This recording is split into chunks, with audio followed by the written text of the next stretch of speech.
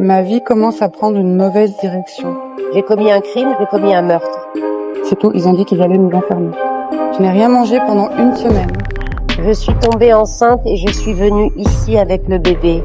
J'ai une fille de 12 ans. Je veux aller au parc avec ma fille. Je veux m'amuser sur les trampolines et aller pieds nus sur les toboggans. Tu sens la liberté arriver? Oui, voilà, le bâtiment est là. Ma mère m'attend, j'ai 2 filles. Viens ici, mon bonhomme. Et sur le meilleur des affligés, renforcer et guérir la confusion de la douleur, ceux qui souffrent espoir de bien et de réconfort, tous les animaux brillaient avec un vœu de la blessure et de la maladie du défunt. Je m'appelle Gulnara, j'ai 35 ans. Je suis incarcérée sous l'article 342 dans les parties 1 et 2. Vol qualifié.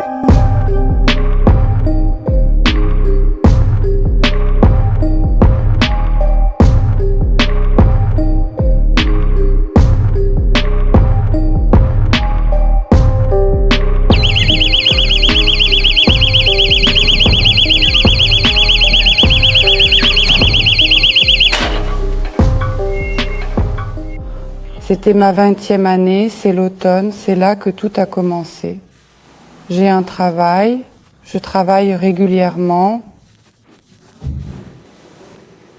mais c'est là que ma vie commence à prendre une mauvaise direction. Des amis apparaissent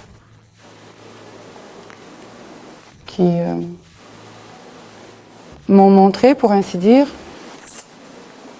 la drogue alors. Quelle drogue avez-vous pris? L'héroïne.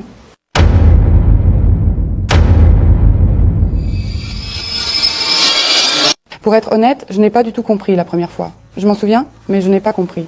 Je me suis demandé pourquoi. Eh bien, c'est. La deuxième fois, c'était plus clair, mais la troisième fois, c'était encore plus clair. Il y avait une injection qui m'a en quelque sorte attirée, même si, en principe, j'ai toujours eu peur des injections dans ma vie. Mais celle-ci était plus forte. Et c'est ainsi que ma vie a commencé à basculer.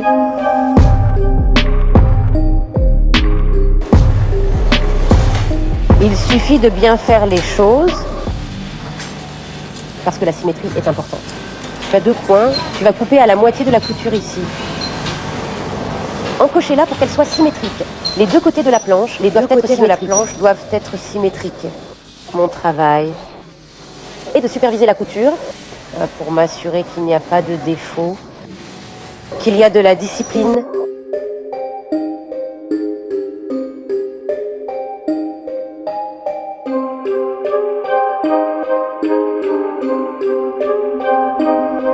Depuis combien de temps êtes-vous ici? 14 ans. J'ai une condamnation lourde, j'ai un meurtre. L'ambition, je suppose, je ne sais pas ce que c'était. Qui a mené à ça, je ne sais même pas. Il n'y avait pas de justification, pas de but de tuer, mais l'homme ne m'a pas poussé à faire ce que j'ai fait à l'époque. Je m'en rends compte aujourd'hui qu'il n'y avait pas de provocation. Cet homme ne méritait pas mes actions pour ce qu'il a fait. La bagarre s'est terminée par ceci. Oui, on peut dire ça. Avec une arme. Non, je n'ai pas utilisé d'arme. Je n'ai donc pas vraiment envie d'en parler, de m'en souvenir. C'est à moi de vivre avec, mais je ne pense pas qu'il y ait d'excuses pour ça.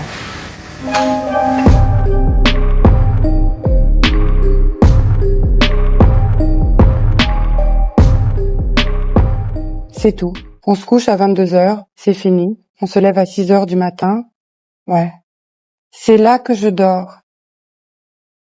Ou je dors après une journée de travail. C'est l'heure de l'extinction des feux.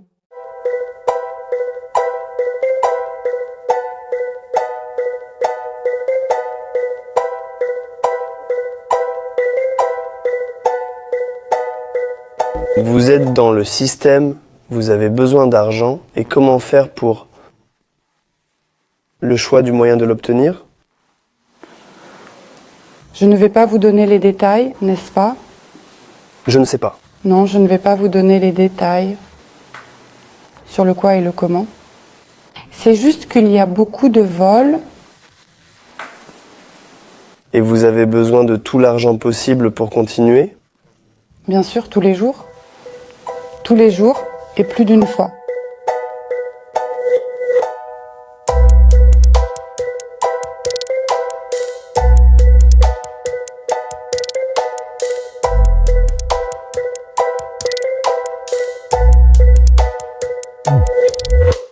Il y a beaucoup de filles, je veux dire, chacune avec sa propre histoire. Il y a des histoires qui vous font comprendre que la vie peut basculer. Elle est là, du jour au lendemain. La voilà qui s'épanche avec son jeune homme. Je veux dire qu'elle ne consomme pas, elle est indépendante. Mais son jeune homme se drogue. Elle ne s'en rend pas compte elle-même. Il conduit la voiture, il a de la drogue. Beaucoup de drogue.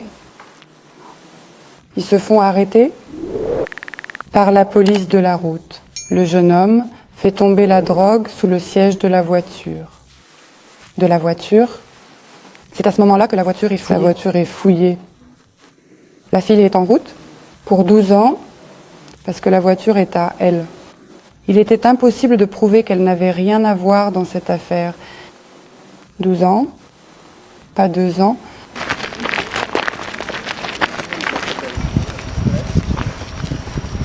Votre premier jour en captivité, vous vous en souvenez? Oui, je veux dire, je suis venue tout seul. C'est tout, ils m'ont dit on va vous enfermer. Eh bien, au début, j'ai pensé que c'était juste des mots. En fait, oui, ils ont tout fermé. C'est là que tout a commencé.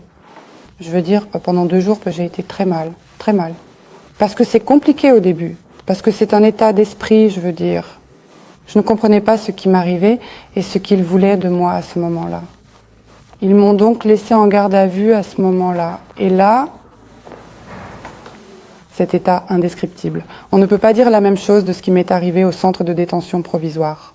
En tout cas, quand je suis arrivée là, je veux dire, oui, j'avais une chaleur étouffante. J'ai perdu 10 kilos à ce moment-là. Je n'ai absolument rien mangé pendant 1 semaine. Je veux dire, l'odeur, le bruit, ce genre de choses. C'est un état inexplicable, c'est l'absence de sommeil. Je veux dire que je luttais vraiment contre ça. Vous vous levez, vous voulez bouger, mais vous ne pouvez pas, vous n'avez pas l'énergie. J'ai passé environ 2 mois juste pour retrouver mes esprits. Je me souviens de la première nuit que j'ai passée ici. Il y avait un peu d'anxiété. C'est encore un nouvel endroit, de nouvelles personnes. Et il y avait des moments où vous étiez allongé ici. Et vous rêviez que vous étiez chez vous? Oui, ça l'était, ça l'est toujours. Oui, il y a des moments où l'on se réveille et où l'on pense pendant 1 seconde que l'on est chez soi.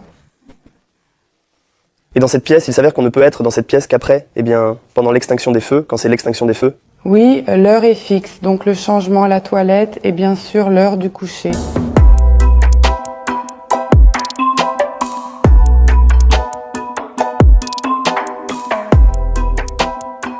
J'arrive ici, c'était le 28 octobre 2021. Je suis arrivée, c'est-à-dire 2 semaines de quarantaine et puis je vais au détachement. Affectation par commission, c'est-à-dire que je rentre dans l'équipe de ménage. J'ai été immédiatement employée au centre médical en tant qu'auxiliaire. Depuis ce moment jusqu'à aujourd'hui, j'y suis. Aviez-vous le désir de vous orienter vers la médecine? Oui, il y a beaucoup à apprendre. Je veux dire, j'aimerais probablement finir un cours dans le futur, oui. Ça me sera utile dans la vie, entre autres.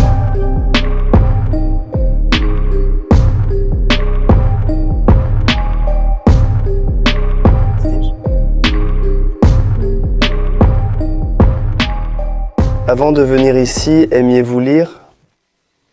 Oui, mais pas vraiment, oui, mais pas vraiment. Ce n'était pas quelque chose de régulier, mais maintenant, c'est juste un palliatif, pour ainsi dire.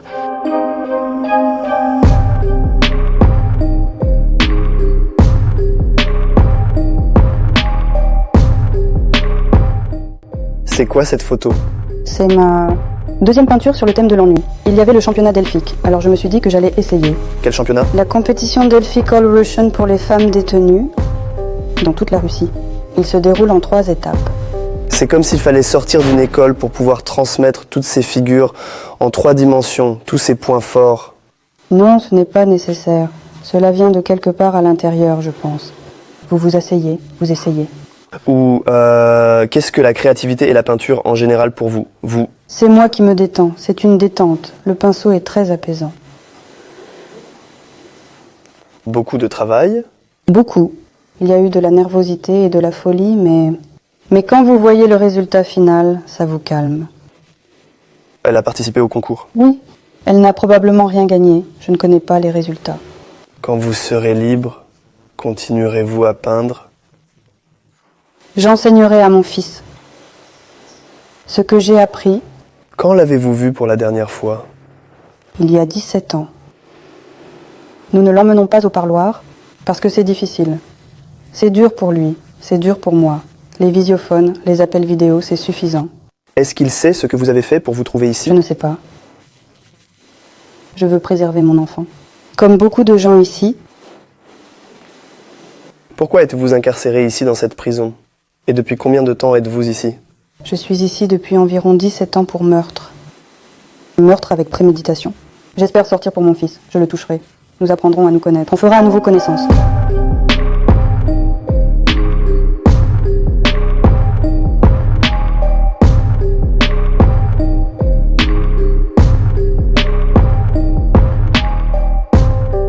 Je suppose que je ne cherchais pas. Je veux dire, c'est comme si Dieu m'avait aidé.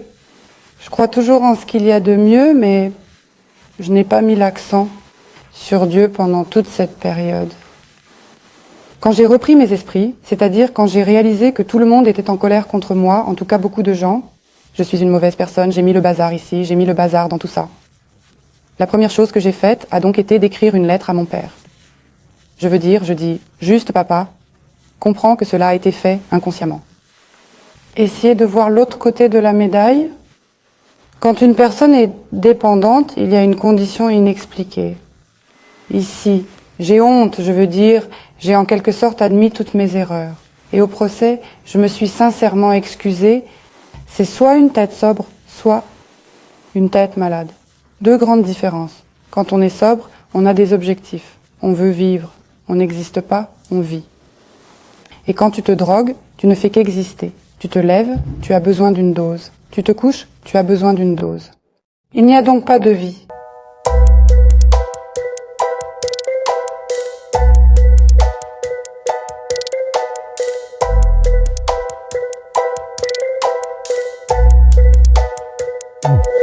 Vous êtes arrivé ici à l'âge de 20 ans, 23 ans. Et maintenant, Je vais avoir 38 ans. c'était dur? C'était dur, mais je suppose que c'était nécessaire. Peut-être pas aussi longtemps, mais c'était nécessaire pour moi. Parce que maintenant, j'apprécie des choses comme, je suppose, l'amour, la famille, la stabilité. J'ai compris que c'est ce qu'il y a de plus précieux. Y a-t-il un homme qui vous attend? Non, plus maintenant. Ma mère m'attend. J'ai 2 filles, j'ai un père, j'ai une bonne famille. Plein de gens m'attendent et je suis prête à m'intégrer.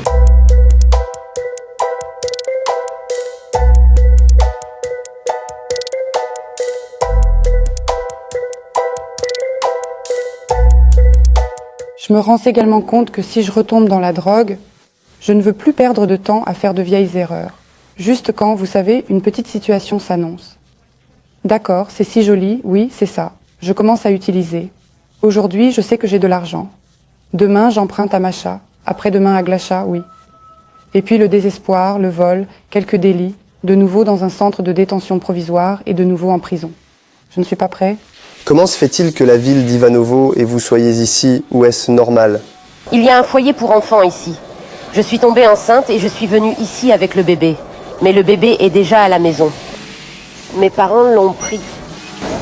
Votre dépendance vous a-t-elle causé des problèmes de santé? Eh bien, ma santé en a pris un coup, mais elle s'est améliorée au bout d'un moment. Je n'ai pas le VIH, je n'ai pas d'hyprocytose, Dieu merci. Et pensez-vous qu'après votre libération, vous vous retrouverez dans cette... J'aime coudre. J'ai réalisé que j'aimais coudre. Je suis très douée pour cela. Beaucoup de talents se sont ouverts à moi. Et je sais déjà faire des costumes. Et je sais coudre tout. Cela m'a vraiment aidée à me trouver, je crois. Je n'avais pas le temps avant. Maintenant, oui. Je veux continuer à coudre.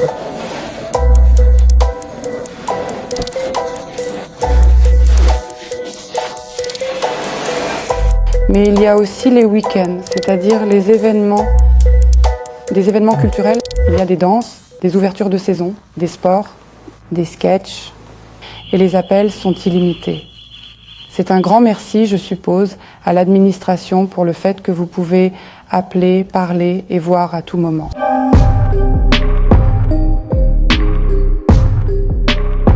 Eh bien, le premier jour avec les proches, bien sûr, le retour à la maison, l'étreinte de votre fille, papa, passer la soirée avec eux, leur parler, cœur à cœur de tout. Et puis, Je veux aller dans un parc aquatique. Je veux m'amuser sur des trampolines et marcher pieds nus sur une piste douce. C'est le genre de choses que je veux vraiment. C'est un peu trivial, j'imagine. Mais je veux vraiment faire ces choses. Je veux vraiment faire ces choses. Être heureuse, m'amuser, avoir une sorte d'enfance, m'immerger. Bonjour. Comment c'était? Oh, je suis si émotive. Comment se sent-on? Comment s'est passée la nuit? Oh, c'était une nuit blanche. Je n'ai pas pu dormir longtemps cette nuit. Je me suis endormie ce matin. Je vais bien? Je vais bien maintenant. Le rythme cardiaque est irrégulier. Votre Oui, fille vous ma attend-elle? fille devrait être ici quelque part en ce moment. Que voulez-vous faire? Comment voulez-vous le faire? Oh bien maintenant, tout d'abord bien sûr, rentrer à la maison, parler avec ma famille et travailler. Je veux dire, pas de flânerie, rien. Ce genre de choses. Eh bien, sentez-vous que la liberté est sur le point d'arriver? Oui, elle est juste derrière ce bâtiment. C'est la liberté tant attendue.